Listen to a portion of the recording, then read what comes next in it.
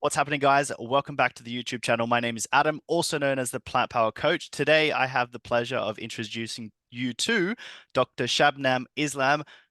How are you doing today? Fantastic. I'm here. So what do you expect? I'm awesome.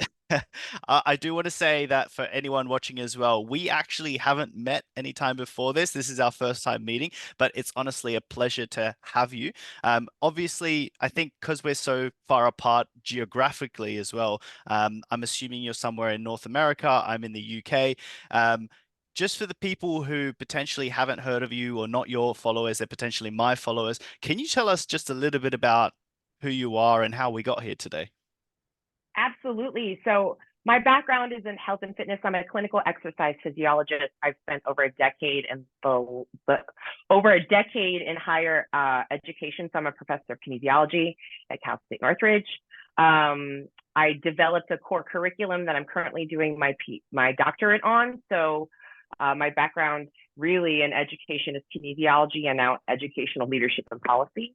I think people know a lot of my fitness clients in Los Angeles because I've lived in LA for 15 years, like, Chef Babette Davis, the iconic Chef Babette Davis, 3 years old, owner of Stuff I Eat, thriving vegan. And I've been really lucky to work with the likes of many of these individuals and thriving clients.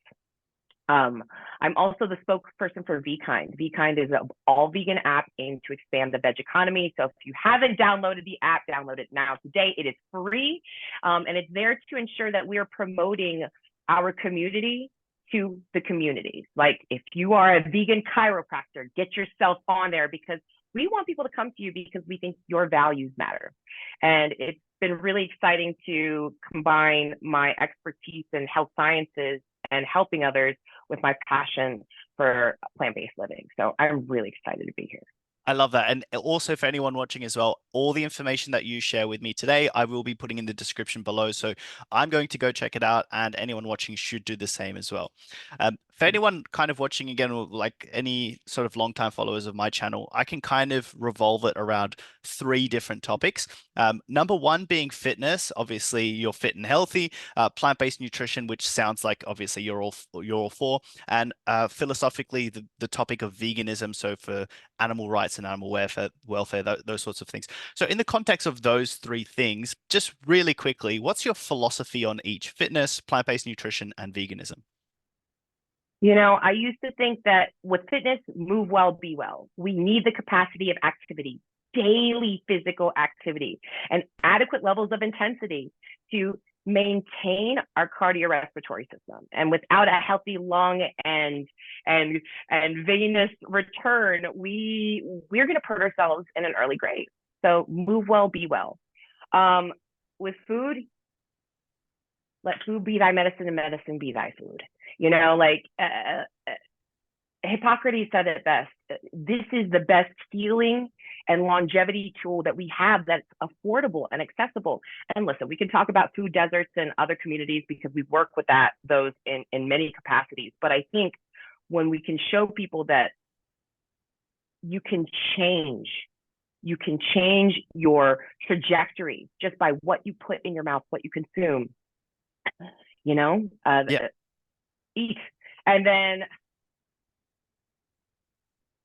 animal rights. This is a tough one because it was honestly the last connection for me when I shifted, right? First, it was about my ego. Then it was about my health. And then it's like, oh my God, this has nothing to do with me.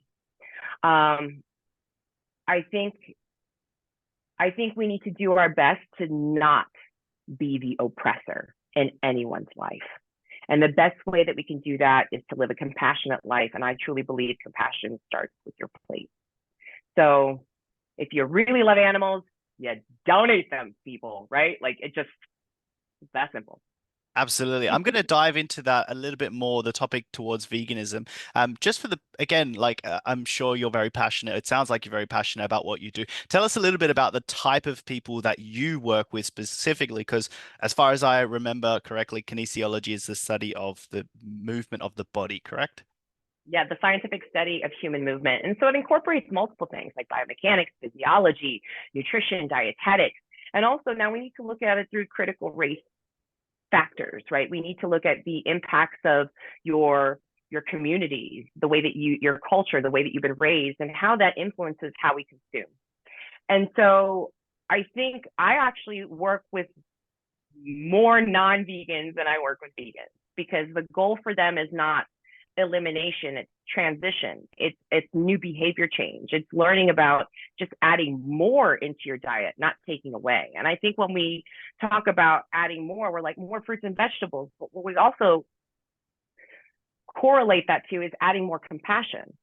And what I find with my clients is that when we talk about the science of energy, bioenergetics, taking foodstuffs and transitioning that into usable forms of energy, we also need to consider that's the way we are in all essence in physics, right? We take foodstuffs, bioenergetics, it translates to mechanical energy, it radiates heat energy. So are you consuming positive forms of energy? Do you find yourself getting triggered and having road rage? Is that because you eat a lot of death and disease and dairy and inflammatory processes? When we look at a molecular level, all of these have impacts. And when we start talking about really critically enforcing change, particularly in looking at what food is, like all the time I tell my students, they're like, oh yeah, let's go eat this. And I'm like, let me clarify this. What you classify as food is not what I classify as food. You eat trash. That's not, you eat dead bodies. That's not food. And so when we talk about lowering your sense of vibration and how that resonates on a cellular level, I think people open up more to the ideology of animal cruelty. Like no one thinks that yes, bacon, but you also believe that it's running free in a field. And so if we can really open them up to a conversation without making them wrong about their choices by forcing the idea that they're already the oppressor, I think we have a greater shift in behavior change that originates from intrinsically from them. Absolutely. You touched on a few things about working with your clients. It sounds like you're doing some form of like professor work where you're working with students, but also people who, let's say, general populations. Um, what sort of response, what's your sort of response when someone says something along the lines on, oh, I could never go vegan, even if it would improve their life drastically? My response says every vegan ever before they went vegan, because you know that I could never. And then as you dive into it year by year, you realize how offensive you've been to people, unknowingly, Mm. unwittingly, and that is the awareness that comes with this Buddhist following of what it actually means to be vegan, to this ahimsa, right? No suffering. I also tell my clients who also were 250 pounds and now have lost are under 200 pounds. You never thought you would ever be this little weight. You also never thought, I think I have a lot of clients that now have lost the capability of walking and have the risk of losing their feet for diabetic neuropathy. And I always say, well, you also didn't think 10 years ago you would be here thinking you would be bound to a wheelchair for the rest of your life. So my question to you is, can we take 30 days to just readjust these behaviors? Because is it worth not being able to run with your grandkids? Is it really that worth it? Or 30 days in the scheme of 365 is so minuscule. But I think these difficult conversations are really important to have when you are a behavior change coach, when you're in the field of health and wellness, right? You touched on a really key word there, which is like behavior change. If a lot of the people that I get on the show, a typical question I ask them is like, what were the sort of main, what were the biggest influences on making you go vegan or making you go plant-based? In your sort of field, what do you think is the best thing you can say or do for someone to help them make that transition without, them thinking egotistically about someone else who said like, oh, bacon's good for you and chicken's good for you and all that sort of stuff. What is the best thing you can do for someone to influence them? For me, I think, and it has all to do with proximity, right? Because usually when I train clients, they're face to face. When I have friends, we dine together. And I grew up from Bangladesh, so my mother grew up wealthy, my father grew up very poor in the village. His dad was the only doctor in the entire village. But the common crux of being deshi was no matter if you had money or no wealth, you invited people to your home and you fed them because that's what you do. You show love through food and camaraderie and community. And so my biggest transition to most folks is always inviting them over for a meal or bringing ridiculously amazing vegan food. Like I make, have you heard of Juicy Marbles? It's like that plant-based meat log. Yep. I make like a beef bourguignon for Christmas, and it feeds 16 people, and they are floored to know that it's not real meat. Because the deal is when we transition you, you need to feel like you're not giving up anything. And you're not, except for killing an animal. So it's 2024. Food science is incredible now. And trust me, processed or, ultra processed vegan food is still not in alignment with the ultra processedness of what you're dealing with, bacon and salami and animal-based processed food. Yep. There was a recent study that was published about that. And it's just fascinating to me because I think when we are allowed to provide tangible experiences to people, they go, oh, that's possible. I can live like that. It's funny you mentioned that as well, because it's just like no matter which way you look at it, if it's when we think about the three main reasons people decide to stop eating animals, it's usually number one for animal welfare, number two, no particular order, environmental, and then number three for health factors as well. So that kind of brings me on to the next part of my question, specific to you as an individual. It sounded like it originally was a focus on health, potentially some aspects of environmental aspects, The compared to now, what percentage would you give from the beginning to the end on how much you went plant-based or vegan to health, to environmental, and to animal, and then the percentage for now? Oh man, I'm going to show you how vapid and egotistical I was at the beginning. It actually started for none of those. Okay. My best friend, Miss Kennedy Summers, she was Playmate of the Year for Playboy in 2014. Long time vegan. I mean, decades long. And I went with her as a plus one to a wedding in Mexico. And as of respect for her, because culturally, this is what we do. If she's not eating meat, fish, or dairy, I'm not eating meat, fish, or dairy. And at that point, I had already given up dairy and red meat. I was still eating fish and eggs. And she said, you know what? You haven't eaten any of these items in 3 days.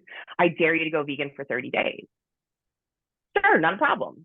We were in Mexico for 7. So I'm like, I've only got, 29 more days to go. And by the end of 29 days, I had already lost 18 pounds from where I had no idea. I was thriving. My hair and nails looked fantastic. My skin was glowing. I was sleeping better. I was eliminating multiple times a day. And my energy was through the roof. And then I started taking a dive into the animal rights thing. Because I was like, oh, this is chicken periods. Chicks being ground up days old. I can't take part of this. I can't be a feminist and go for forced pregnation of cows and ripping away families. I hated when they ripped away families at borders. How could I do this with my plate? And that was it. And so now I allocate 1,000,000% to animal rights, because I don't think you can be 321 no vegan, 321 ex-vegan. When people say that they're ex-vegan, they were never vegan in the first place. You never put social justice at the front of the line. And that's what it is. You don't fudge on your morals. And if you do, you're probably not somebody I want to hang out with. Absolutely. I think you've nailed that, because I think for me, like I told myself it's environmental, it's all for these reasons. And I guess to some degree I can understand people making the stepping stones. At the end of the day, if you're not abusing animals, I don't really care how you do it. But if you're going vegan and then you're ex-vegan, to me that's such a strange way of thinking it, because that actually brings me to my next topic, which is quite difficult to talk about for many people. But you seem like a very outgoing person, not afraid to talk about the juicy stuff. You mentioned feminism. I also want to bring up the topic of minority groups, particularly in the US. We can see a lot of that as well. How does it affect not just you, but also the people that you work with, potentially having to explain these kinds of things? Oh, the love of intersectionality and the need to explain it to everyone. I think we live in such a connected world. It's difficult to view that through one lens. It's fascinating that you talk about this because I just kind of had this experience with LA Times posted something on Barbie and Greta Gerwig and Margot Robbie getting snubbed. And I'm like, they still got best film. I don't think they got snubbed. Maybe it just wasn't good enough, wasn't their best work. And frankly, can we talk about the other people that got award recommendations? Aside from what I'm trying to say is there were so many white women that sent me hate messages saying, I hate women, I'm against feminism. And I'm like, okay, I look at all these women's pages and half of them are like eating burgers and, and I'm like, I'm against feminism. You're yelling at a woman about having an opinion that differs from yours, and I'm against women. And here's the deal. The thing is, we have to look at what everybody's life experiences have been to come up with this opinion on this fact, on this thing that we see. And I grew up with never having an Indian Barbie to play with. And I've played with Barbies tons, but it defined my understanding of what beauty was in this country. Mm.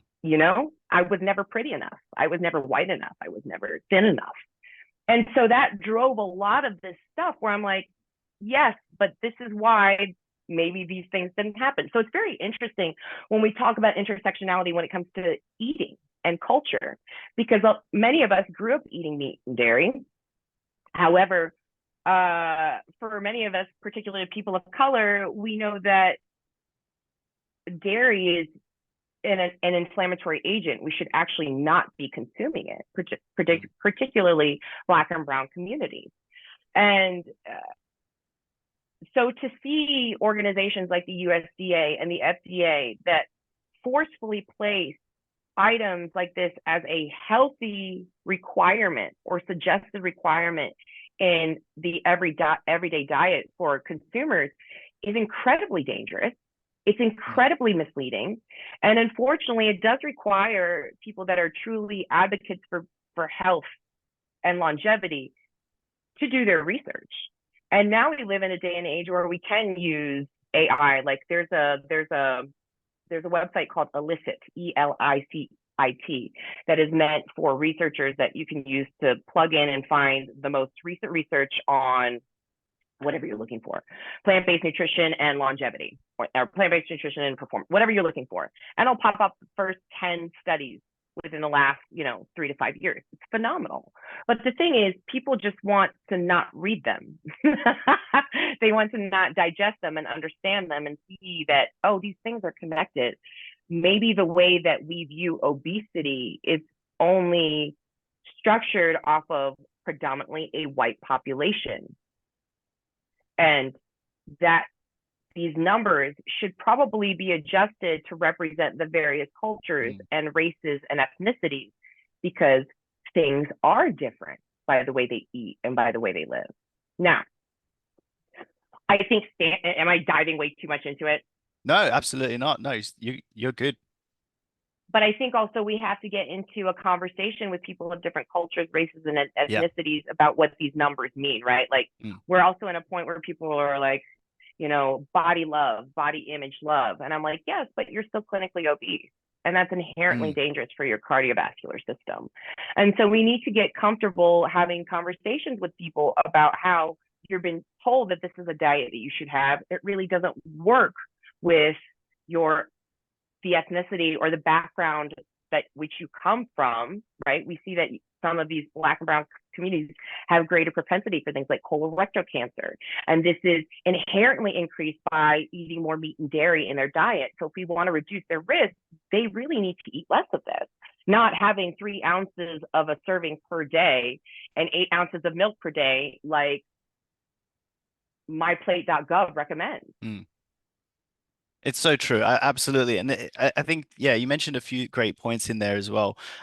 Especially like when it comes to obesity, there's this like, it's almost like we need to be so politically correct that we can't even talk about what is actually a reality. If someone has, let's say, you know, something from birth which puts them at a higher risk rate of dying sooner, it's just a fact. It's not no one trying to insult that person or make them feel bad. It's just something that happens. And I, from an obesity point of view, we do have a lot more control over that.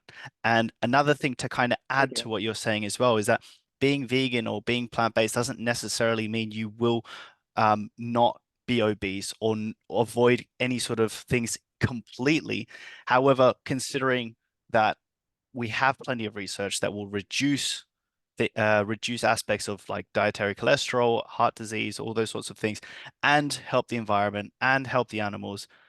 It just doesn't seem like And any reason. even Yeah. mitigate things like autoimmune disorders. Like people are like, oh, well, I have type 1 diabetes, or I have Mm. Hashimoto's, or I have PCOS.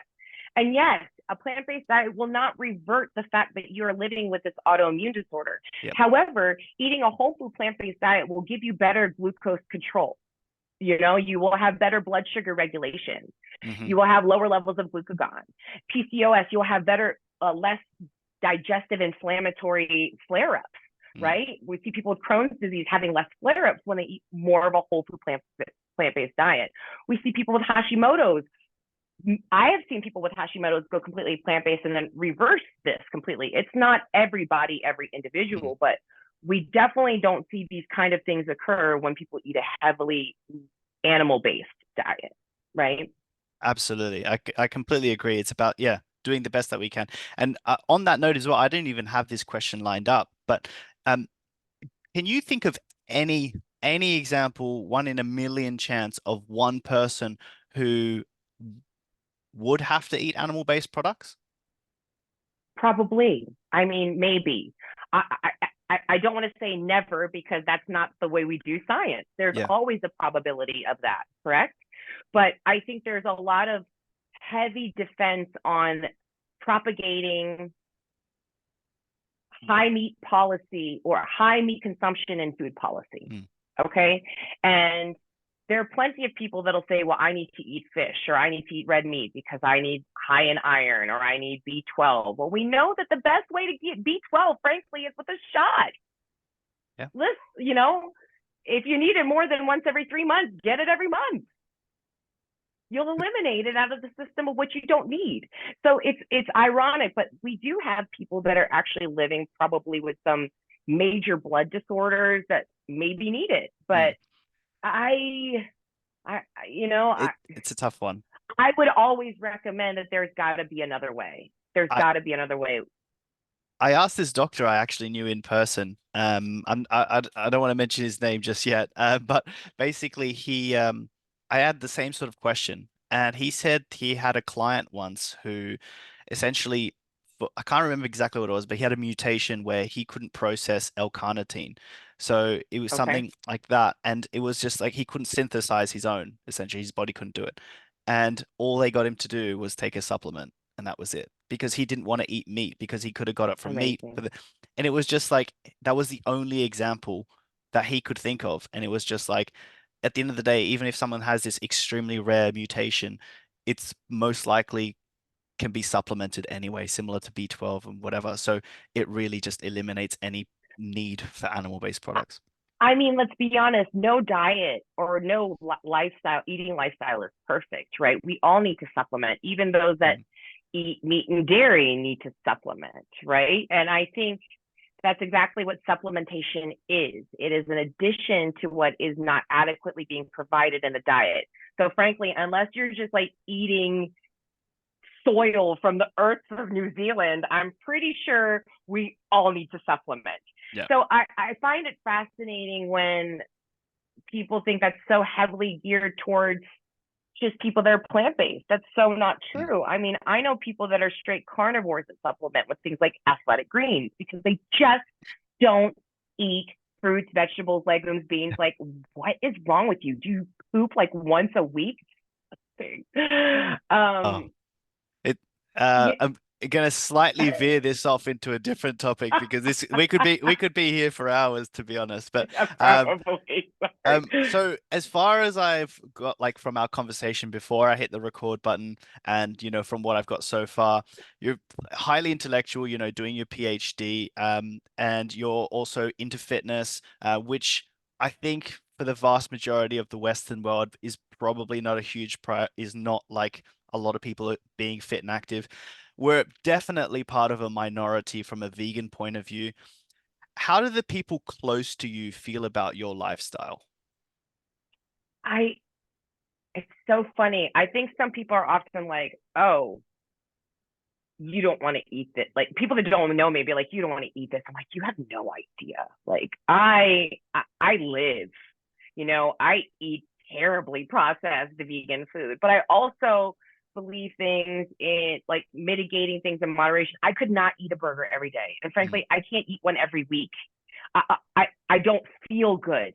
I don't like to drink alcohol because I don't feel like I function in the morning. And I would much rather go on a 50-mile bike ride through the mountains of Red Rock in Las Vegas Canyon than be hungover and not be functional and productive. I mm, I need greater cognitive function. So like I drink coffee when I need it, but I prefer to start my day with a juice because of the micronutrition and the immediate boost of energy it gives me from natural sugars. I think that people often go, "Oh, those are unachievable lifestyle habits," and I'm like, "But they're not. They're not." And they've taken me a really long time to develop, and mm. they're still in the works. Like I'm still working on making sure that the meditation gets in a few days, like as much as I need it to. There's so many Yeah, things that need improvement. So I think transparency is something that we need to do more so as practitioners, right? absolutely, So absolutely. My next question is arguably the hardest, but some people find it super easy. There's no real right or wrong answer here, and it might get you to really kind of think, does being vegan make you better than not being vegan? being vegan made me a better pet person than I was when I was not vegan. Yes, absolutely. Does it make me better than people that are not vegan? Absolutely not. Because it's not a compare and contrast. But does it make me a better human, a better contributor to society? Absolutely. No doubt about it. I love that. Everyone's had different answers, and I'm very much on board with all of them so far. So that's a good one. I am conscious of time, but I do have one more question before we do a bit of a sign off. What would you say to your younger self based on what we've discussed today, or by what you just know now? Stop worrying what everybody else thinks. You are passionate, individual, live your life as such, and the rest will follow. I I love that. promise everything will be okay. That's amazing. Not so much a question, but for anyone interested, you mentioned a few apps as well. Can you just let everyone watching know where they can find you? And I will put everything in the description below. Absolutely. You can find me on Instagram at Dr. Shabnam Islam. That's DrShabnamislam. I'm also on LinkedIn. Please connect with me there. I love having a vast network. Even if I haven't met you, I feel like LinkedIn is such a great way for us to see how we can help each other. And also go to vkindconnects.com. That's VKIND Connects, CONNECTS.com to watch all of my interviews with industry leaders in the plant-based movement. That's amazing. Thank you so much, Dr. Shabnam Islam. I'm going to end the recording there, and I appreciate your time. I'm going to see you on the other side of me stopping the recording. Take care. Goodbye. Bye.